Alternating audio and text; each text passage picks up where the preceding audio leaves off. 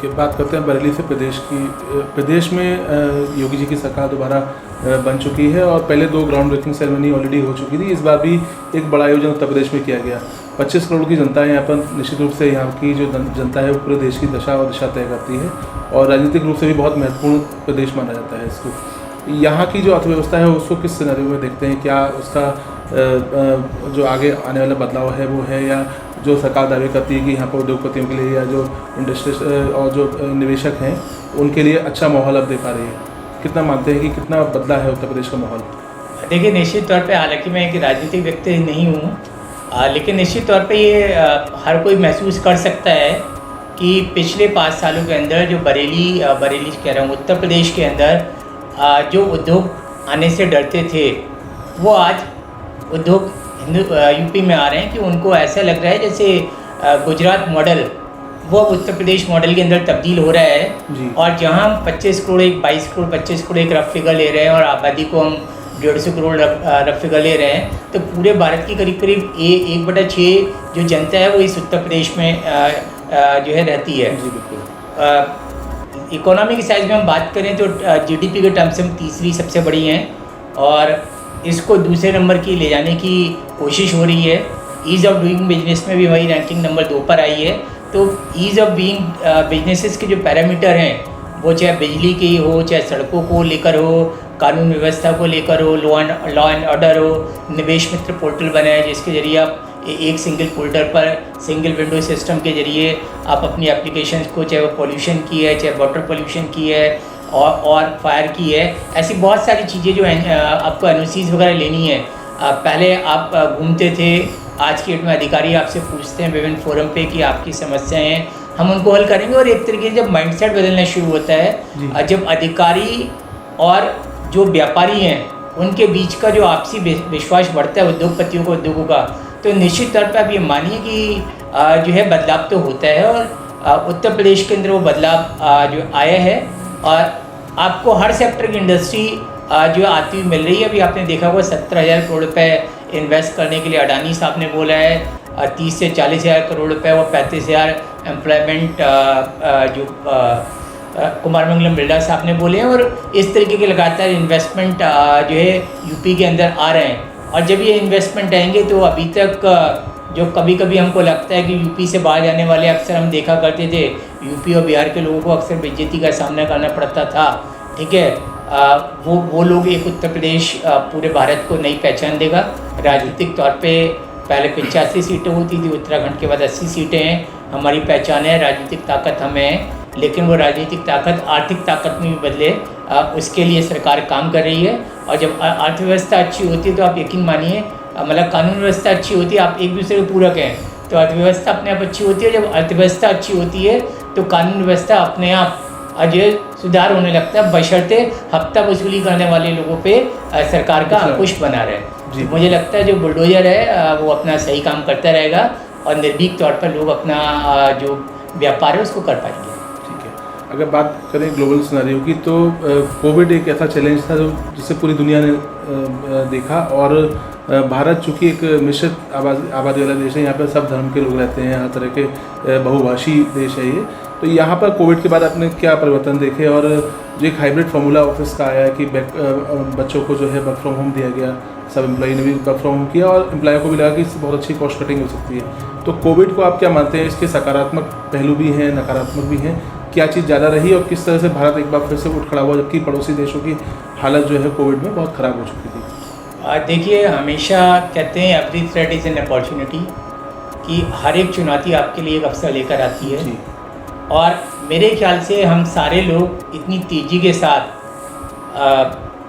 Zoom ऐसा नहीं है अब 2019 में ही बना या 2020 में ही बना, लेकिन कोविड-19 के बाद आपने जितनी जूम पर मीटिंग अटेंड की होंगी, जितने वेबिनार अटेंड करे होंगे, जितने सर्टिफिकेट कोर्सेज करे होंगे, वो शायद आपने अपने पिछले 5 साल में नहीं करे होंगे, पूरे जीवन में नहीं। ठीक है, तो इसका मतलब है जिस तरह से मैंने बताया था कि अमेरिका से जो है 8,000 के 4,000 हुए, दुनिया ने सीखा कि वर्क फ्रॉम होम भी हो सकता है जी। कि आदमी पहले दिल्ली में ये इस तरीके का पहले भी एक हिडन तौर पर चलता था कि ऑफिस के अंदर हर कुर्सी की अपनी कीमत है, कि रोज़ हफ्ते में एक दिन प्रोजेक्ट टीम आ रही है, बाकी लोग अपने घरों से उन प्रोजेक्ट्स को करके लेकर आ रहे हैं। प्रोजेक्ट लीडर, आज एक टीम का प्रोजेक्ट लीडर बैठा हुआ है 10 लोग के बैठने की जगह। ये मैंने बहुत कॉमन देखा है, खासतौर से जो स्टार्टअप या छोटी कंपनीज़ हैं। अगले दिन टीम बी आ रही है, तीसरे दिन टीम सी आ रही है, और उस रिक्वायरमेंट के हिसाब से हम ऑफिसेस को, और एक पिछले 20 साल पुराना कंसेप्ट ये चला आ रहा था जिसको बोलते थे Soho, small office home office. उसी को स्मॉल ऑफिस और होम ऑफिस को हमने वर्क फ्रॉम होम के हिसाब से दिया, और अब उसी को वर्क फ्रॉम होम ना कहकर वर्क फ्रॉम एनीवेयर कहा जा रहा है, कहीं से कहा जा रहा है। कुछ कंपनीज़ ने ये कहा है कि टेस्ला जैसी जो मैन्युफैक्चरिंग कंपनी है कि एम्प्लॉयज़ को 40 घंटे देना है, जो प्री कोविड सिचुएशन थी। लेकिन आईटी कंपनी जैसे TCS वगैरह हैं, उनका ये कहना है केवल 6 से 7% लोग हमारे ऑफिस में रहेंगे, रेस्ट 90 to 93% जो हमारे एम्प्लॉइज़ है, वर्कफोर्स है, वो घर से काम करेगी। और इस दौरान लोगों ने ये सीख लिया कि घर पर भी रहकर या लोग डिस्टेंट रहकर, क्योंकि आज की डेट में हमारे पास इंडस्ट्री, जब हम IoT की बात कर रहे हैं, इंटरनेट ऑफ थिंग्स की बात कर रहे हैं, इंडस्ट्री 4 रिवोल्यूशन की बात कर रहे हैं, इंडस्ट्री 5 रिवोल्यूशन 2027 की तैयारी कर रहे हैं, तो उस एज के अंदर ये बहुत आसान काम है कि वर्चुअल कॉन्फ्रेंस के जरिए हम चीज़ कर रहे हैं, ड्रोन से निगरानी कर रहे हैं। इन सब के ज़रिए हम जो बहुत कुछ कंट्रोल कर पाएंगे। और वर्क फ्रॉम होम एक अपॉर्चुनिटी थी जिसने हमारे पास कंपनीज़ के लिए, तो कम से कम आप कहें कॉस्ट कटिंग के लिए, जितना आपका ऑनलाइन प्लेटफॉर्म है, ठीक है, उसके ज़रिए सेल्स के लिए नए वेन्यूज़ खोले। डेफिनेटली छोटे दुकानदारों की कोई शिकायत हो सकती है, लेकिन जियो मार्ट जैसी कंपनीज़ ने आके उनको भी वो प्लेटफॉर्म दिए। सही बात क्या है कि जब हमारे पास सही एक्सपोजर, सही सोच, सही दिशा नहीं होती है, और देखिए हमेशा ये कहा जाता है man is a slave of environment. जो एनवायरनमेंट का गुलाम है हम सारे लोग। यथा देश जो है वो तथा वेश, ये पुरानी कहावत है कि जैसा देश होता है वैसा वेश रख लेना चाहिए। तो सिनेरियो तो बदलना है। अब हमें ये देखना है, या तो हम इतने बड़े ताकतवर हों कुछ सिनेरियो को बदलने वाले या बदलाव लाने वाले, वो देश हम हों, वो व्यक्ति हम हों, वो इंडस्ट्रियल हाउस हम हों, वो सामाजिक परिवर्तन करने वाले नेतृत्वकर्ता हम हों।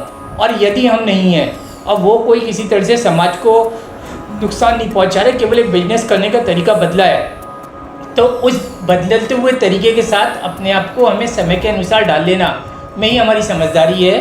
और जिन लोगों ने अपने आप में बदलाव नहीं किया, कहते हैं जो समय के साथ नहीं बदलता, समय उसको या तो कहीं का नहीं छोड़ता या समय बदल लिया करता है।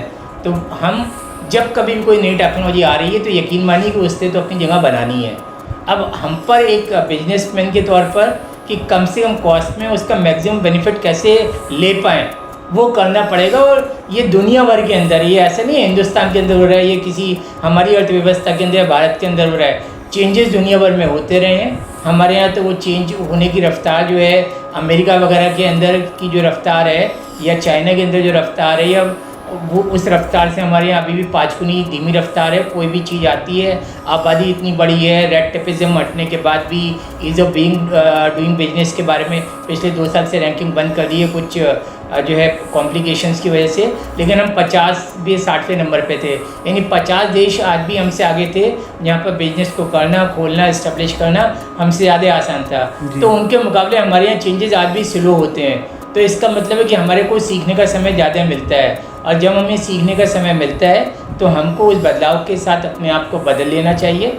और उस बदलाव के ज़रिए क्या आज जिस तरीके से हम यहाँ सेटअप में इस इंटरव्यू को कर पा रहे हैं, आज से मैं शायद 88 की बात होगी, 87 की बात थी, आज़ादी के 40 वर्ष। एक क्विज़ हुई थी, उसमें मैंने पार्टिसिपेट करा था, लखनऊ दूरदर्शन गए थे, तो वो कहीं और से हो ही नहीं सकता था। आज हम टीवी के डिबेट में जो आते हैं या दूसरी जगहों पे आते हैं, हम घर से बैठ के जो है अपने आप को उनके स्टूडियो के साथ जुड़ते हैं और लाइव टेलीकास्ट दुनिया देख रही होती है। तो बदलाव के साथ जो बदल जाता है वही अंतिम विजेता होता है। और हमेशा एक लाइन कही जाती है और अक्सर किताबों में कही गई है कि वो winners they do not do the different thing but they do it differently. विजेता कुछ अलग नहीं करते लेकिन अलग तरीके से करते हैं। तो जो अलग तरीका जो आ रहा है, हम जितनी जल्दी उस अलग तरीके से अपने आप को रादर उसमें डाल लें, उससे बेहतर कर पाएँ। बेहतर करके हम पायनियर होंगे तो हम सबसे बड़े बेनिफिशियरी भी होंगे, सबसे ज़्यादा फ़ायदा भी हमको होगा। ठीक है, एक आखिरी सवाल, लगातार भारतीय अर्थव्यवस्था को लेकर बयान भी आ रहे हैं और 5 ट्रिलियन इकोनॉमी जो आप कह रहे थे उसकी बात की जा रही है। आज से 5 साल बाद भारत को आप कहाँ देखते हैं? देखिए, निश्चित तौर पे ये तो केवल भारत के देखने की बात नहीं है, क्योंकि it is a competition. Race में जो है मैं भी दौड़ रहा हूँ, आप भी दौड़ रहे हैं, जो कैमरे के पीछे के भाई साहब हैं ये भी दौड़ रहे हैं। तो तीनों लोग दौड़ रहे हैं, और आप मेरी वजह से अगर हार्ड इकोनॉमीज़ की बात करें हम या ग्लोबल इकोनॉमीज़ की बात करें, तो आप मेरी वजह से नहीं रुकोगे, मैं आपकी वजह से नहीं रुकूंगा, या हम दो की वजह से तीसरा चौथा पाँचवा नहीं रुकेगा। जो फ़िलहाल भारत की रफ्तार है, देखिए हम राजनीतिक तौर पे सरकारें आती हैं और जाती हैं, देश हमेशा आगे बढ़ता है। भारत की अर्थव्यवस्था के जो आधार हैं, मूलभूत आधार हैं, वो शुरुआत से बेहद मजबूत रहे हैं, और जहाँ पॉपुलेशन को एक बहुत बड़ा भार माना जाता रहा, वहीं इस बढ़ती हुई पॉपुलेशन ने आपको बहुत बड़ा बाजार दिया जी। और वो बाजार आपकी इतनी बड़ी ताकत है कि दुनिया की बड़ी से बड़ी महाशक्तियों को आप झुका सकते हैं, चाहे वो अमेरिका हो, चाहे रशिया हो, चाहे चाइना हो, वो कहीं ना कहीं आपके पीछे झुकते हैं। तो उसके पीछे वास्तव में जो माननीय मोदी जी कहते हैं कि 140 करोड़ जनता की वो आवाज़ है, वो 140 करोड़ लोगों का जो बाज़ार है, वो बाज़ार इतनी बड़ी ताकत है कि आपको कहीं ना कहीं आगे ले जाता है। रिलायंस के जो मुकेश अंबानी है, टॉप 10 के अंदर बिना इंटरनेशनल कंपनी बने हुए हैं, मॉडल दोनों काम करते हैं। टाटा पहली इंडियन मल्टीनेशनल बनी, उनके रेवेन्यू का 70% बाहर से आता था। रिलायंस ऐसी कंपनी थी जो डोमेस्टिक कंपनी होकर जो टॉप 10 के अंदर आ गए। तो ये कहीं ना कहीं जो रिलायंस का जो टॉप 10 का मॉडल है, वो ये दिखाता है कि हमारी अर्थव्यवस्था का वास्तव का साइज़ क्या है। और 2014 तक हम परचेजिंग पावर पैरिटी में तीसरी सबसे बड़ी इकोनॉमी बन चुके थे। तो ये बढ़ता हुआ बाजार, तेज़ी के साथ सुधरता हुआ इंफ्रास्ट्रक्चर, कोई भी किसी भी दल का समर्थक या विरोधी हो, ये नहीं कह सकता कि इंफ्रास्ट्रक्चर पर पिछले 5 या 8 सालों के अंदर काम नहीं हुआ। सड़कें लगातार बन रही हैं, पर्यावरण पर थोड़ा ध्यान देने की ज़रूरत है, जहाँ पे वो अलग विषय कभी बात की जा सकती है कि सड़कें बन रही हैं, इंफ्रास्ट्रक्चर लगातार इम्प्रूव कर रहा है। और जब कभी भी इंफ्रास्ट्रक्चर इम्प्रूव करता है तो आप समझिए कि उद्योगों की गति बढ़ती है, और प्रति व्यक्ति आय अगर हमारी बढ़ेगी, जो अभी चाइना से 1/5 है, $2000 के आसपास है, वहाँ $10,000 है, अगर हम इसको 2 गुना और 3 गुना कर पाए तो हम सबसे बड़ी अर्थव्यवस्था में होंगे। और लेकिन मैं बार बार एक चीज़ पर आगाह जरूर करना चाहता हूँ कि ग्रॉस नेशनल प्रोडक्ट और ग्रॉस डोमेस्टिक प्रोडक्ट के अलावा हमें 2 चीज़ों पर और ध्यान देना चाहिए। एक ग्रॉस नेशनल हैप्पीनेस, GNH जिसको बोलते हैं, 2011 से इस पे UN और दूसरे कंट्रीज़ काम कर रहे हैं कि वहाँ की जनता कितनी खुश है। नंबर 1 है कि मेरे पास पैसा है लेकिन मैं खुश नहीं हूँ, इसका सदुपयोग नहीं कर पा रहे हैं, या पैसे का जो डिस्ट्रीब्यूशन है वो प्रॉपर नहीं है क्योंकि लोगों के पास रोजगार नहीं है। वो इक्वल डिस्ट्रीब्यूशन ऑफ इनकम तो कभी भी नहीं होता, लेकिन प्रोपोर्शनेट डिस्ट्रीब्यूशन ऑफ इनकम भी कई बार नहीं हो पाता है। उसकी ओर सरकार को काम करना पड़ेगा, वरना जो अमीर और गरीब के बीच की खाई है, ये एक चीज़ है जिसकी ओर ध्यान देने की ज़रूरत है। और दूसरा जिसको मैंने कहा था GEP, ग्रॉस एनवायरमेंटल प्रोडक्ट, की जो कार्बन क्रेडिट पर बात चल रही है, बाकी सारी चीज़ें बात चल रही है कि हम एक सस्टेनेबल ग्रोथ एक शब्द को इस्तेमाल करते हैं। सस्टेनेबल ग्रोथ का मतलब ये है कि क्या संसाधनों का सारा जो दोहन है वो मैं या मेरी जनरेशन कर लेगी, या हम आगे आने वाली पीढ़ी के लिए भी एक रहने वाला भारत, रहने वाली दुनिया को छोड़कर जाएंगे। तो हम सस्टेनेबल डेवलपमेंट की ओर बढ़ें। भारत सरकार विभिन्न मंचों पर अपनी इस चिंता को जता चुकी है। देश की जनता, व्यापारी लोग, आम लोग कर्मठ हैं।